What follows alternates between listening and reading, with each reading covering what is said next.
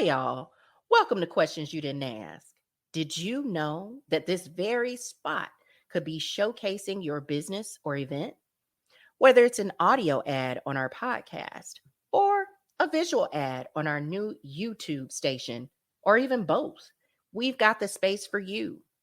Niasha Fray Consulting is reaching a growing audience of over 1,000 leaders who are passionate about health equity, social justice, and civil rights activism. These are professionals just like you, working across higher education, research, healthcare, nonprofit, government, and even public health sectors. If you're ready to get your message in front of a dedicated and engaged audience, send me an email at niashafrayconsultingllc@gmail.com. Let's talk about how we can help you connect with the people who need to hear about your services and products that advance health equity and wellness. Don't miss out. Get in the mix and let's make an impact together.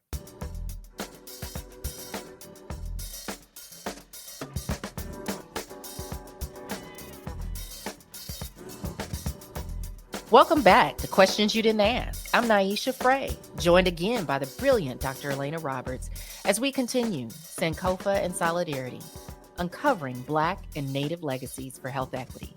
Let's dive back in. One of the things that we address on our show is how anti-Blackness has also permeated globally, right?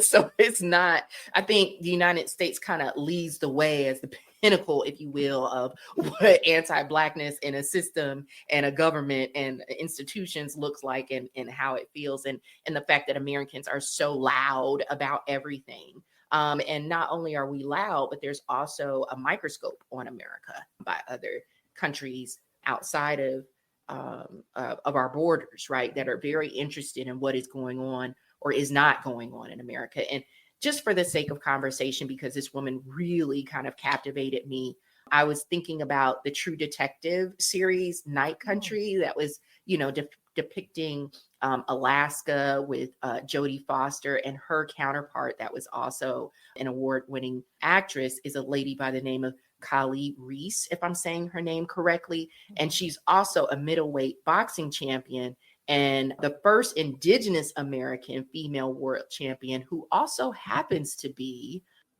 from the Wampanoag and Cape Verdean heritage, which means she has African heritage. Maybe not African American, but she is a woman of African ancestry. And she is an example of holding up her both heritage and acknowledging her African ancestry. But it's a little different than what we're talking about, because if she has ancestry that's directly from Cape Verde, then their struggle and their experience is not the same as African Americans and Native Americans here. So she's just an interesting person. Yeah. And if I could say something about her, I follow her on Instagram. I find her very interesting and cool, much cooler than I will ever be. But really, oh my gosh. I know. I love the little dimple. Oh my gosh. Eat it up.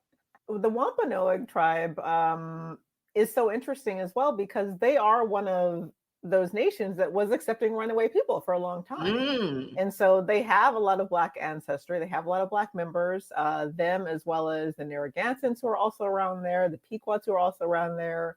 So people in the East, like they were, of course, some of the first people to have contact with Europeans. And so Europeans, as they brought Africans, those were also the first people who had contact with Africans. And so there was a lot of intermixing before there was kind of the introduction of this new racial hierarchy. Like, because of course, if we're acknowledging that, race is a construct, we also have to acknowledge the system of racism is built solely over time. And so the history of Black people in those nations is different than from my history with the Chickasaws and those in the Southeast who adopted slavery. Like the Wampanoags never did. The Wampanoags actually suffered because they weren't willing to give up their Black relatives. I think that's so important to say. Again, people are complex and diverse. Peoples and communities are complex and diverse. And by no means are we stating in this podcast or in this series, and I think I can speak for you, Dr. Roberts, are you saying that all Native American peoples had this practice, right? And so what we're talking about is learning more about who did, under what circumstances, why, and how does that impact us now? So let's talk a little bit about solidarity and systems of oppression, because we talked about how kind of the sign of the times laid the way for your book to be better received by a broader audience, and that we were starting as a country to face and tackle once again anti-Blackness and anti-Black violence. And so when we think about solidarity and systems of oppression, would you say, consciously or unconsciously, are Black and Native communities aligned politically and culturally? And where do they diverge? We tend to assume that because we're all non-white and darker complexion and have occupied this land for similar times, that we have similar views, right? That's also been the narrative of how Native American peoples have been portrayed, and how African American peoples have been portrayed, is that whether you're talking about movies or news and media, that somehow there are these maybe unsaid similarities, that because we are kind of people of the earth, if you will, that we have these similar cultures, or because we're oppressed, that politically we're similar. But is that true? I mean, I got the clear impression from your book that that's not entirely true all the time. Definitely not entirely true all of the time. So while after Europeans contact Native Americans and they bring African Americans here, well, Africans who become African Americans, there are a lot of similarities in that, Native Americans are kind of the first slaves. They are the first transatlantic slave trade. Native Americans are brought by Columbus to Spain as laborers, but also as just kind of, interesting curiosities. And so they're kind of the first to build this foundation that then Black people are slotted into, and then, it becomes racialized. But even after Africans are slaves, Native American slavery continues in the West. So in California, for a long time, Native people are enslaved. So there are certainly similarities in, their use of their labor exploitation. But for the most part, the difference between Native Americans and African Americans is that Native people are fighting to not be part of the United States, whereas African Americans are fighting to be part of the United States. So Native nations are fighting to be recognized as sovereign nations, equal to the United States. And really, they've been here longer, so they have laws, they have land claims that predate any of colonial powers. And so they're, at first, fighting physically with colonizers. Then after that kind of is not as successful anymore. Then they're fighting legally. Once the United States begins expanding, then there are discussions about, should Native Americans have citizenship? With going back to your point about the diversity of Native people, some Native people do want citizenship. Some Native people are like, I accept that my tribe is no longer strong enough to fight the might of the United States. Fine, we're going to be part of this nation, but then we should be treated equally. Whereas others say, no, like, we are strong enough, we are economically sound enough, we don't want to be part of your nation. So that's why you have the eventual 1924 Indian Citizenship Act. But even then, not all Native people are interested in that. At the same time, maybe the portion of this kind of struggle that people would be more familiar with is the 60s and 70s. So you have the Black Power movement. Once again, African Americans fighting for inclusion, equality, civil rights. Native Americans are kind of learning from the Black Power movement, and you have the emergence of the Red Power movement, where they're kind of learning similar strategies. They're doing sit-ins, they're doing some amount of nonviolence, but they're fighting for treaty rights. And so treaty rights means that, the recognition that, again, they are part of sovereign nations, and even now that they live within the United States, there are certain promises that the United States government has made to them as citizens of a sovereign nation that don't apply to, African Americans or other non-white peoples. And so the struggle is always to be recognized in their full humanity, but there are kind of different rights that these people are fighting for because they came to their interactions and contact with Europeans in different ways. So interesting. I mean, you can't take these facts and this history for granted. It's funny because it makes me think about how that saying that says reality is oftentimes stranger than fiction, you know, Mm-hmm. like you're reading this history and learning this history. And it is, you know, I love sci-fi and fantasy books, you know, things like that. I love to escape, especially at night before bed, to help me unwind and just kind of escape to another place. And when I read and learn about these things, sometimes it's like, but this really happened. Oh my God, I can't believe this. Mm-hmm. And just this concept, right, of nationhood.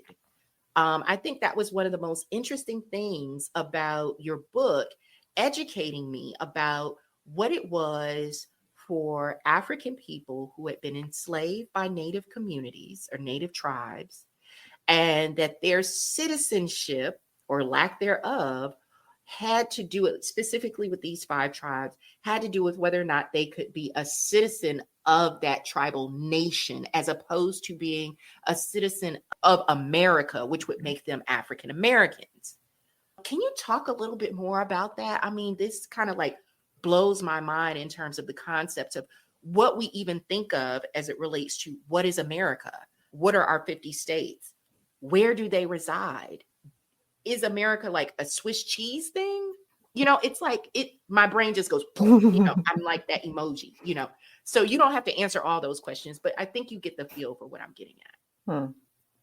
There have been lots of conversations about what makes an African American, maybe since like Obama was running for president, because it was like, well, is he African American? Like his dad is African and his mother is, you know, white American. Does that mean African American? Or if a person like immigrates nowadays from Africa and they come here, are they an African American? And so the distinction I try to make in my book between the people I study and African Americans is that if you are living in a sovereign Indian nation, you're not African American because you're not under the jurisdiction of the United States. And I've gotten some pushback from that, but I think that's important to me because it establishes that the ties these people have are to Native American traditions. Like this is the language they're hearing around them in their houses. This is the food they're cooking for their slave owners. They're going on removal with their Indian owners because they're living in, you know, a nation that's being forced to move by the United States. And so the kind of more political angle of my work is that I'm always trying to emphasize this connection, because then, you know, after the Civil War, after these tribes have fought for either the United States or the Confederacy's lost. The United States comes to them and says, you need to get rid of slavery because we've gotten rid of slavery, and you need to free your slaves. Yes, like after they force, you know, Native people almost to start slavery, then they're like, actually now you need to get rid of that now that we said so. But we're not going to do it. Right. That part. You do it. We're not going to give equal rights to everyone, but like you do that now. Yeah. This is when you have lots of discussions in these Indian nations about, you know, are we a nation that's just about ancestry, about quote unquote blood, or can we allow people into our nations because of a treaty, a political agreement? And Native nations really have always allowed people who are not this certain tribe by blood, quote unquote, because of war. Like so many tribes would adopt people, or they would go to war, take people captive. Those people would become part of their nation. So really, it's actually more traditionally Native to adopt people and to have them part of your tribe. So that's one kind of part of the argument. But the other part of the argument is that if a group of people have been in your nation doing labor that has created your society, then, you know, don't they deserve at least equal rights and citizenship in that nation after emancipation? And so this continues to be a relevant conversation because today it's only the Cherokee Nation who has given equal rights to the descendants of the Black people enslaved in their nations. Every other nation has made some sort of argument that these people really aren't Indians, so, you know, they don't deserve citizenship. And it gets around this kind of ethical question of, you know, maybe you can do this because of, you know, your treaty or because you're a sovereign nation, but that doesn't mean it's right. If you're enjoying the show as much as we love creating it, consider showing your support by buying us a cup of coffee. Visit buymeacoffee.com/Niasha Fray O. That's buymeacoffee.com/Niasha Fray O. All one word. Each cup is just $5, and every single one helps us continue to produce, develop, and sustain the high quality content you've come to expect from Questions You Didn't Ask. Thank you for your continued support, and let's keep the conversation going. My brain.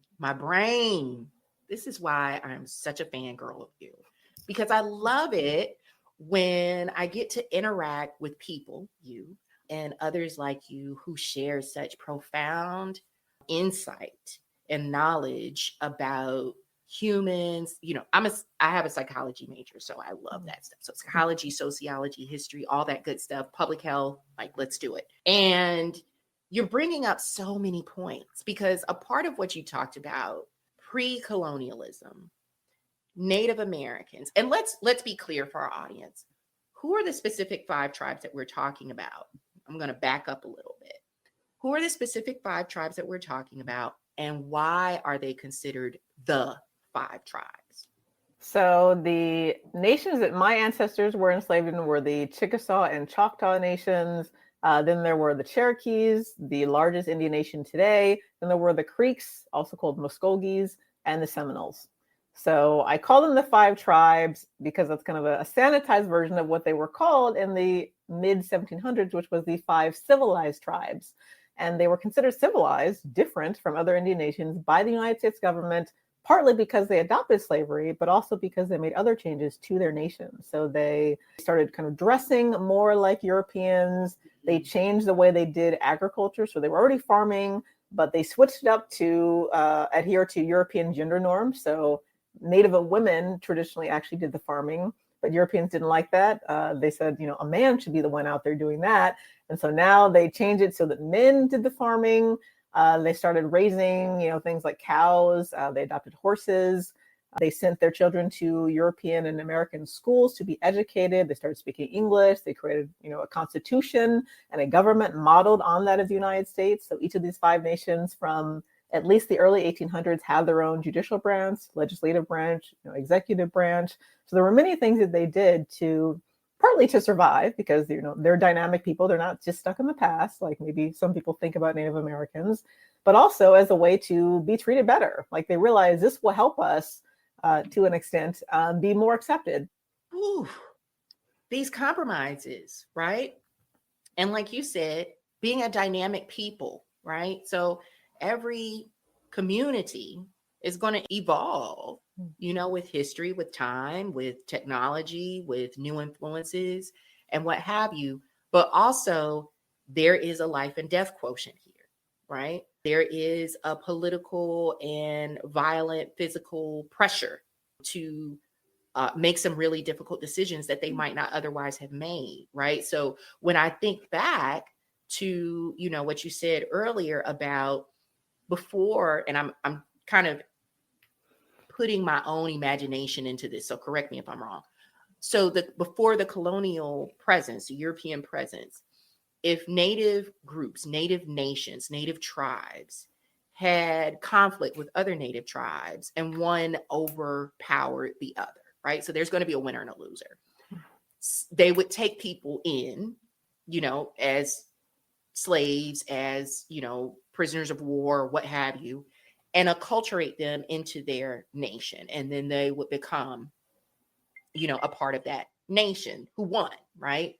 And so this idea of citizenship for Black people, the fact that there's a struggle with that, to me indicates that the struggle is there not because they didn't know anything about slavery before, but because there is this sentiment of anti-Blackness. And as you mentioned, race was a construct that was developed over time, specifically for the benefit of the establishment of the United States of America. And so when we think about, this whole nationhood question, this whole citizen question, what is an African American? What is an African Native person or Indian person? It's like there's a deeper question as to why Cherokee of those 5 tribes are the ones who resolved it to say, okay, yes, we have Black people in our community. that have been here for generations, who were formerly enslaved and now deserve to have the rights of all the other Cherokees in this nation. And so that's interesting that they were able to come to that understanding and agreement. And I'm sure it was probably hard fought, but that the other 4 of the 5 tribes did not. So it's just a point of conversation. I don't know if you want to make any clarifications about that. Well, so going back to pre-contact, like just like we see with, the Romans who have been depicted in a million things, like, these different tribes in the Germanic region, or what is now Italy. Yeah, they would go to war over resources or land or just because they wanted to. And yeah, they would take people captive. And that's the same thing that happened in North America.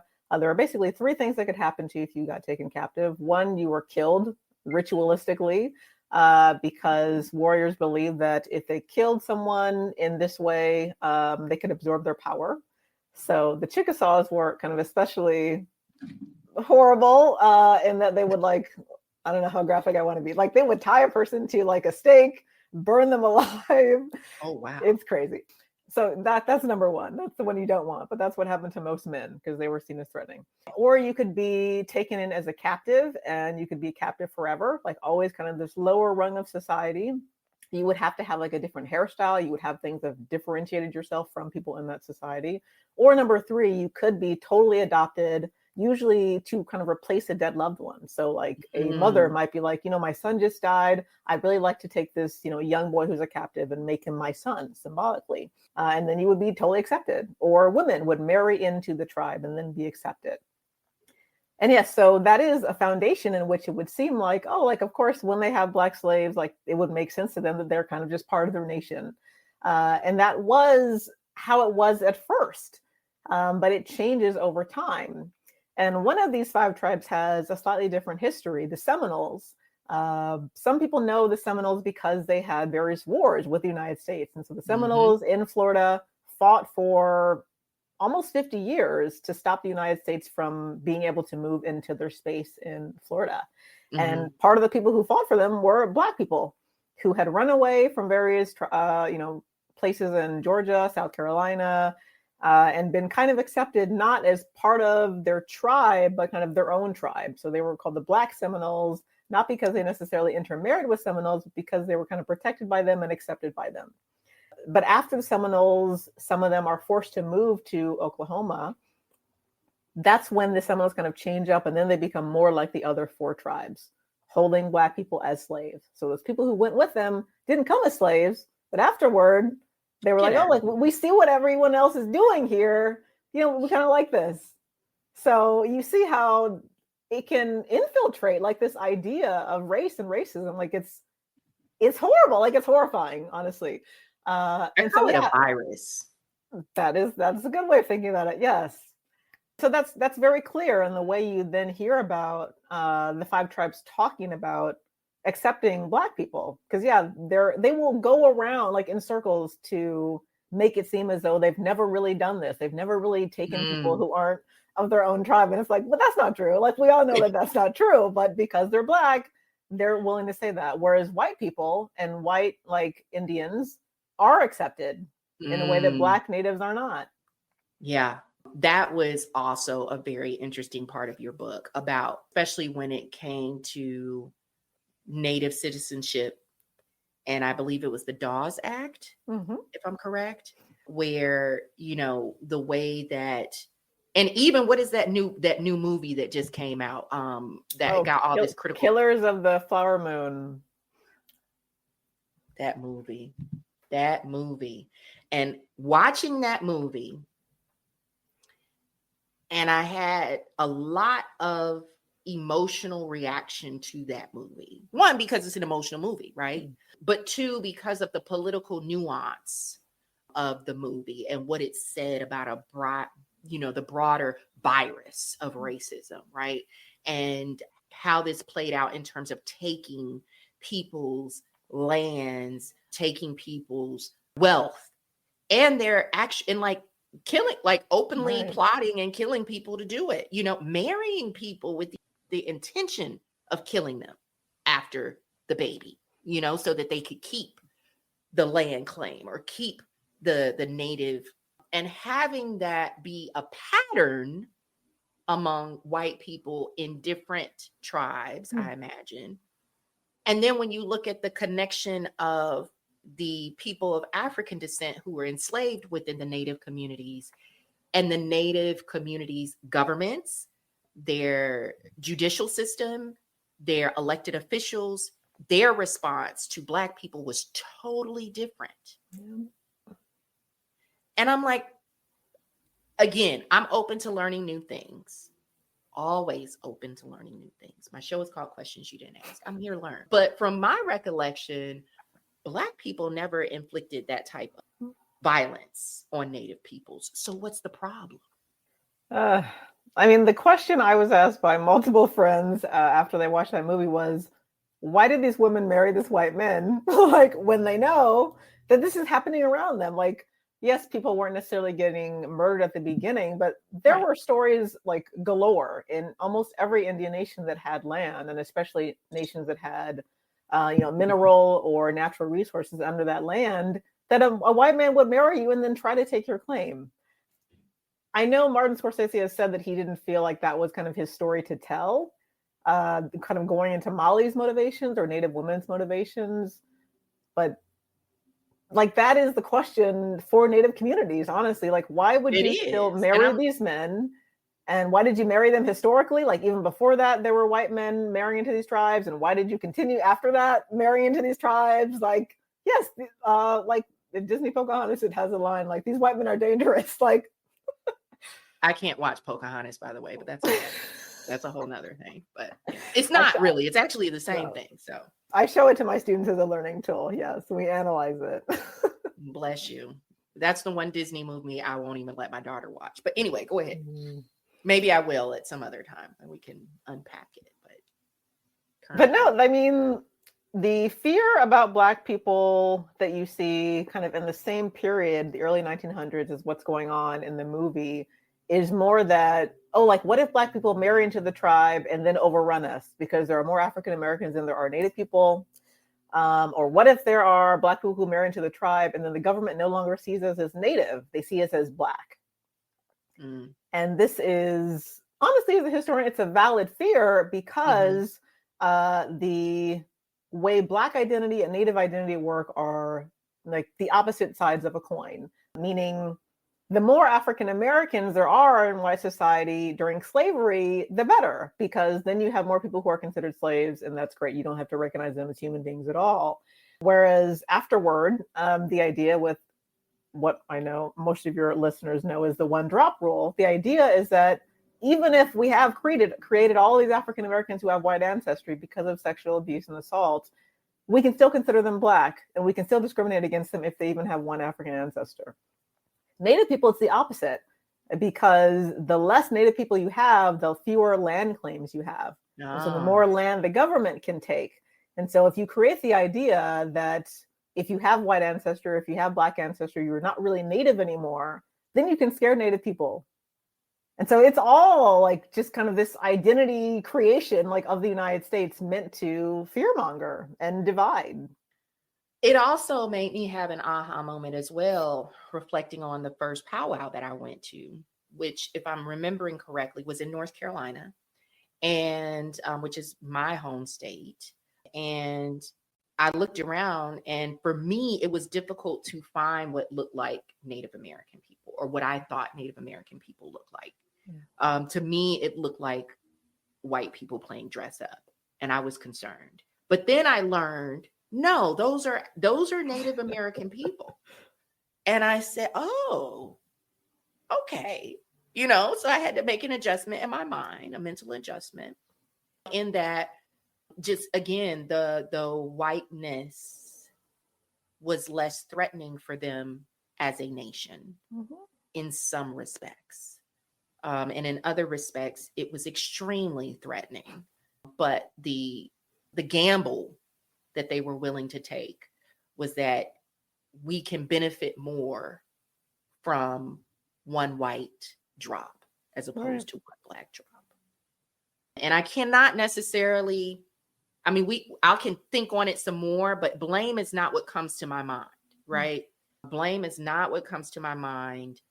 The insidious nature of the oppressor and this mental virus of racism and institutionalized racism is really where my brain goes when it comes to blame.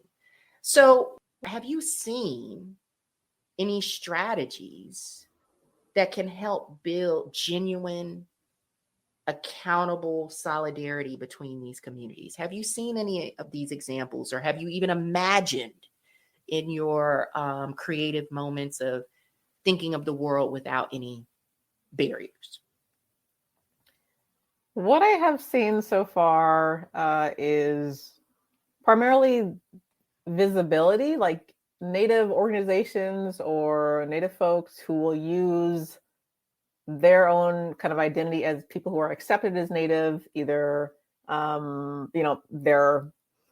they're non-white and they kind of look like the stereotype of a Native person, or they are part white but they're enrolled, and they'll kind of say, like, look, I accept my Black brothers and sisters, and here is a Black and Native like artist or a Black and Native scholar, or I'm putting on an event at my local library or whatever, where I'm talking about Black and Native history in my community, like things like that, where people are educating people who don't already know that Black history is in some way part of their nation's story, and then also just kind of normalizing it, like that it shouldn't be weird to see a Black/Black Native person at a powwow or at a local event, because chances are at least one person in your tribe has married a Black person or reproduced with a Black person.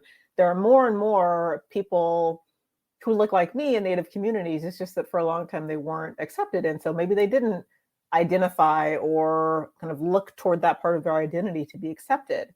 And so I think the more that happens, the more it is considered okay in those communities, like to even have a relationship or a friendship with a Black person, but then also to acknowledge historical relationships and interactions with people of African descent. And then the second part of that, which is the harder part, is getting tribal governments to kind of acknowledge and reckon with that history. Because even if individuals in tribal governments accept, maybe we've been racist in the past, like maybe there are things we could improve on, as government heads, they are very unlikely to ever say it publicly, I have found, because they're afraid of, sharing those casino revenues or having an influx of Black citizens who becomes a larger number than their smaller number of tribal citizens. Like there are lots of ways that fears from the 1900s also are reproducing today. And I've realized it's similar to the United States, like in that it's being tribal nations are just kind of very big bureaucracies, and it takes a large number of people within those bureaucracies to push them to change. That's a wrap on this episode of Questions You Didn't Ask. I'm Niasha Fray, and it's been a privilege to speak with award-winning author Dr. Alaina Roberts. Join us next week as we continue our series, Sankofa and Solidarity, uncovering Black and Native legacies for health equity. See you then.